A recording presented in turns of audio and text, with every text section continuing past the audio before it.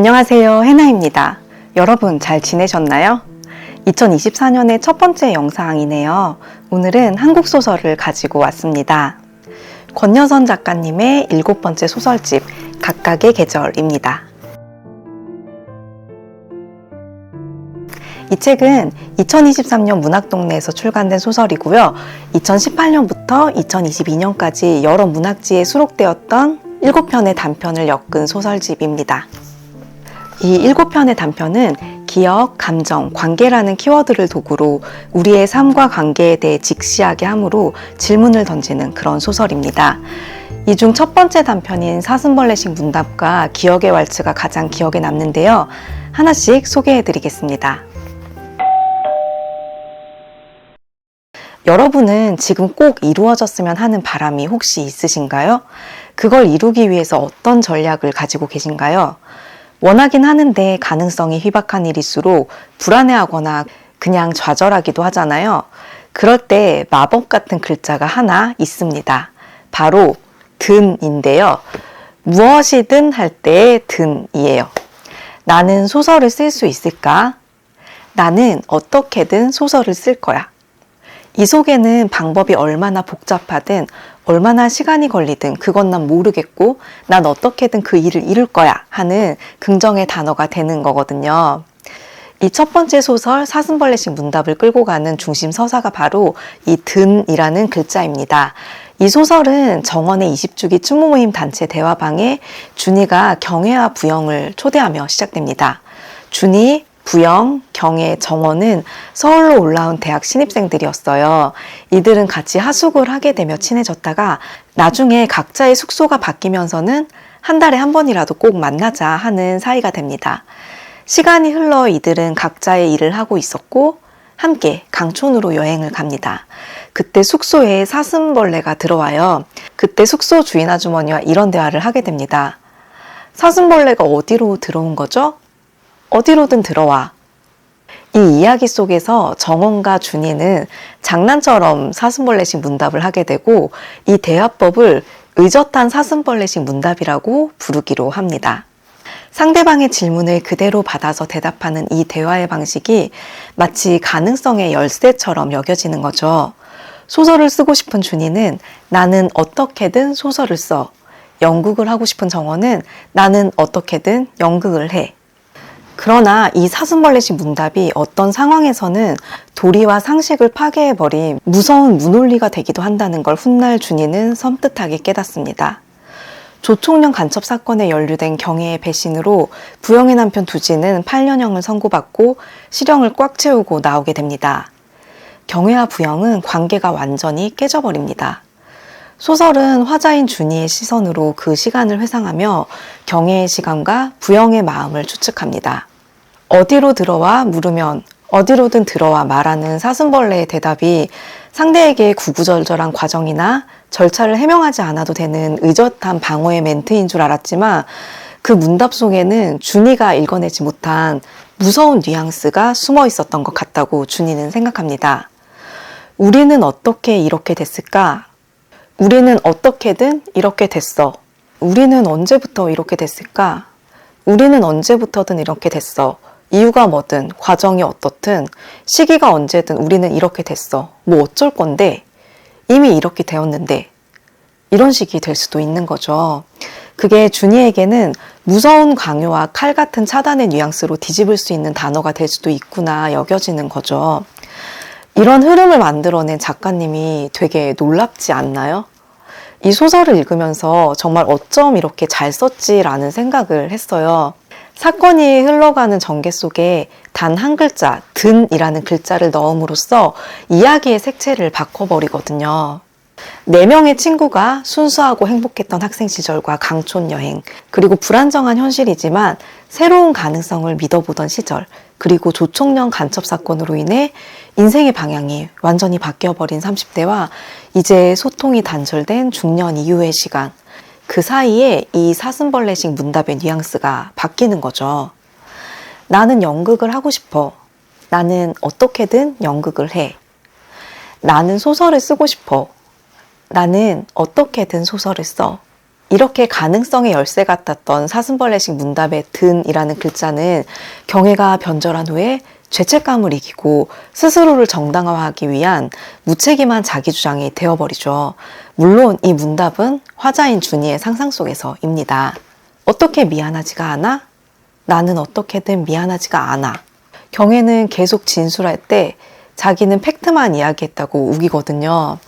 경애라는 인물은 현실을 많이 투영한 인물이에요.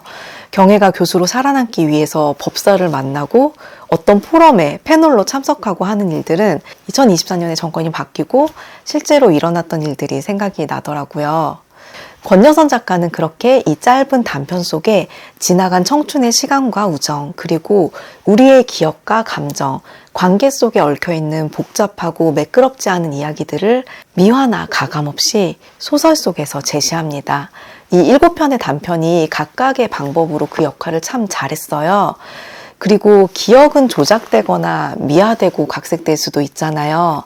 놀라웠던 건 작가는 소설 속 주인공들의 마음을 편안하게 하거나 위로하거나 희망을 주기 위해서 아름답게 의미를 부여하는 역할을 전혀 하지 않습니다.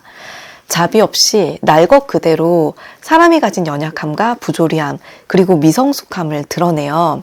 그리고 그 과정을 통해서 나에 대해, 사회에 대해, 나를 둘러싼 관계에 대해 스스로 여러 번 질문하게 하더라고요. 저는 그 과정이 너무 놀라웠고 각각의 단편이 미술작품을 완성해가는 것처럼 느껴졌어요. 무심코 지나가듯이 던져놓은 조각들이 나중에 이 소설에서 궁극적으로 드러내고 싶은 이야기들을 완성하기 위한 빌드업이었는데 소설을 다 읽고 다시 돌아가서 이 단편들을 읽을 때 그제서야 선명하게 드러나더라고요. 그 과정들이 와, 정말 잘 쓴 소설이다. 그냥 이야기의 힘만으로 끌고 가는 게 아니라 삶의 의미와 본질, 그리고 해결하지 못한 우리의 과거에 대해서 질문하게 한다 하는 그런 생각이 들었습니다. 이 책의 제목 각각의 계절은 책 속에 수록된 단편 하늘 높이 아름답게 속 주인공인 마리아의 대사 속에 나와요. 각각의 계절을 나려면 각각의 힘이 들지요. 주인공 마리아는 가부장적인 사회 속에서 여성으로서의 차별과 파독간호사로서의 이주민의 삶, 그리고 미망인이 되어 아들을 입양 보내고 나이가 들어서는 가사도우미로 일하며 고단한 인생의 여정을 통과한 인물이에요. 너무나 선량한 사람이었고 성당 교인들과의 관계도 좋았지만 등장하는 인물들은 모두 자기보다 마리아가 못하다는 마음으로 미묘한 우월감을 가지고 있기도 했어요. 마리아가 죽고 나서 그녀를 추억하고 애도하는 사람들의 감정 속에서 드러나는 위선이 이들의 미성숙한 인격이라기보다는 인간 본성에 있는 잔인하고 모순된 면인 거죠. 권여선 작가는 그런 부분을 굉장히 섬세하게 잘 포착하고 풀어내는 분인 것 같아요. 마리아가 살아온 삶을 생각할 때와 이 소설을 이끌어가는 관찰자인 베르타가 우리는 전혀 고귀하지를 않구나 하고 불현듯 깨닫게 되는 진실 속에서 이 각각의 계절을 나려며 각각의 힘이 들지요라는 대사가 너무 묵직하게 저에게 다가오더라고요. 7편의 단편이 각각 그런 힘이 있었습니다. 제가 제일 인상 깊게 읽었던 건 첫 번째 단편인 사슴벌레식 문답과 마지막 단편인 기억의 왈츠였는데요. 마지막 소설 기억의 왈츠는 주인공이 한 식당에 갔을 때 프루스트의 마들렌처럼 잊고 있었던 옛 인연과의 이야기를 떠올리게 되며 시작되는 이야기입니다. 이 이야기 속에는 한쪽은 사랑이었고 한쪽은 우정이었던 한 관계가 나옵니다.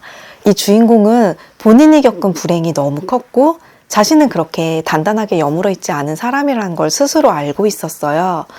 그걸 들키고 싶지 않아서 나아가지 못했던 관계의 여정이 나이가 들어도 해결되지 않은 부재로 남아있던 거예요. 이렇게 말하면 되게 추상적으로 들리시겠지만 이건 소설을 통해서 직접 읽어보면서 깨어가셨으면 좋겠어요. 그래서 이렇게밖에는 설명을 못 드리겠네요. 작가가 이 이야기를 완성해가는 과정, 그리고 마지막에 주는 희망이 있어요. 그 부분이 너무 감탄스러웠는데요. 이 부분은 읽어드리고 싶어요. 아직 희망을 버리기엔 이르다. 나는 서두르지도 앞지르지도 않을 것이다. 매년 새해가 되면 1월 23일의 음력 날짜를 꼬박꼬박 확인할 것이다. 운이 좋으면 죽기 전에 한 번 더 진정한 왈츠의 날을 맞이할 수 있을지도 모른다. 그날 나는 숲속 식당의 마당에 홀로 서 있지 않을 것이다. 다리가 불편한 숙녀에게 춤을 권하듯 누군가 내게 손을 내밀 테고 우리는 마주서서 인사하고 빙글 돌아갈 것이다. 공중에서 거미들이 내려와 왈츠의 리듬에 맞춰 은빛 거미줄을 주렴처럼 들이울 것이다. 어둠이 내리고 잿빛 삼배 거미줄이 내 위에 수위처럼 덮여도 나는 더는 도망치지 않을 것이다. 기억이 나를 타인처럼 관객처럼 만든 게 아니라 비로소 나를 제자리에 돌려놓았다는 걸 아니까. 저는 이 부분을 읽으며 왜 사슴벌레식 문답이 첫 번째 소설로 나오고 이 기억의 왈츠가 마지막 소설로 나왔는지 알 것 같았어요. 이 7편의 단편을 읽는 동안 저의 기억 속에 여러 사연들도 파헤쳐지고 해부된 그런 기분이 들었는데요. 그걸 다시 차곡차곡 제 마음의 상자에 넣으면서 여기서부터 나아갈 방향을 다시 잡는 그런 기분이 들었습니다. 소설이 가진 여러 가지 역할이 있는데요. 권여선 작가의 소설을 읽으면서는 인생이라는 단어가 떠올랐습니다. 제 삶에서 일어나는 여러 사연 속에서 다 설명할 수 없는 일들을 제가 어떻게 받아들이고 해석해 가야 하는지, 그리고 과연 모든 걸 해석해낼 필요가 있을까? 이런 생각도 들었고요. 사슴벌레식 문답을 읽으면서는 저 역시 그 문답을 무책임한 자기 주장의 도구가 아니라 건전한 가능성의 단어로 제가 지금 준비하고 있는 일들에서도 나는 어떻게든 그렇게 돼 라고 말해줄 수 있는 어떤 언어의 힘을 하나 발견하게 되었다고 받아들였어요. 이 책을 읽은 여러분은 각자의 기억과 관계 그리고 삶의 태도에 대해서 어떤 것들을 조명하게 되실지 여러분들의 이야기가 궁금해집니다. 기억과 감정을 도구로 엮어낸 7편의 이야기, 각각의 계절이었습니다. 해나의 한 줄 요약. 각각의 계절을 나려면 각각의 힘이 들지요. 사람은 저마다 한 권의 책, 그 책을 담아내는 곳 해나책장이었습니다. 감사합니다.